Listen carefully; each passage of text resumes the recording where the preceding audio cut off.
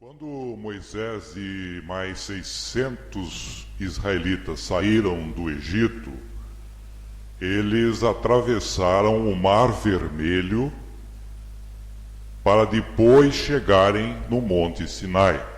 Isso é o que a Bíblia ensina. Portanto, se Moisés e os israelitas precisaram atravessar o Mar Vermelho para depois chegarem no Monte Sinai, significa que este Monte Sinai ficava lá no Egito? Ou este Monte Sinai ficava num outro país? Porque geralmente o mar, o rio, são símbolos geográficos que servem de divisa de um país para o outro.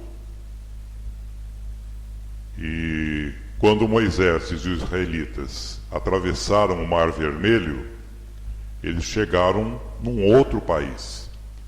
E Gálatas capítulo 4, versículo 25, mostra que o Monte Sinai fica lá na Arábia, que antigamente era chamada de Midian,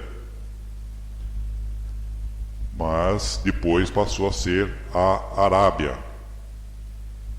De modo que o Monte Sinai fica, de fato, na Arábia e não no Egito, como muitos acreditam. Correto? Abra sua Bíblia em Gálatas capítulo 4, versículo 25, e veja que o apóstolo Paulo explica que o Monte Sinai fica onde? Na Arábia. Aí o apóstolo Paulo faz uma comparação do Monte Sinai com Agar. Agar era uma escrava de Abraão e de Sara.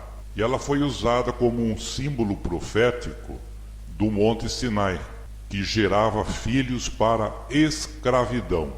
Então, o Monte Sinai representava o pacto da lei, que envolvia 10 mandamentos e mais 603 leis adicionais que a nação de Israel era obrigada a cumprir como parte deste pacto, ou como parte deste acordo, ou como parte desta aliança. Portanto, pacto, acordo, aliança são sinônimos. E Deus fez este acordo com a nação de Israel. E eles tinham que cumprir estas 603 leis adicionais junto com os 10 mandamentos. E qualquer violação de qualquer uma destas leis era punido com a morte. Isso está comprovado em Hebreus capítulo 10, versículo 28, onde o apóstolo Paulo explica que quem violasse a lei de Moisés deveria morrer pela boca de 2 ou 3 testemunhas. E sendo assim, como a nação de Israel era pecadora, ela não conseguia guardar estes mandamentos. Então todos os membros da nação de Israel estavam sujeitos à morte. Por isso que Deus fez um arranjo de enviar o seu filho primogênito, Jesus Cristo, à terra, para poder substituir este acordo com um novo acordo, que é o novo pacto. E para isso Jesus teve que derramar o seu sangue, porque os pactos eles eram validados com o derramamento de sangue. E Jesus Cristo, ao morrer e derramar o seu sangue, quebrou aquela condenação que a nação de Israel estava sobre si. E todos que aceitam a Jesus Cristo têm os seus pecados perdoados.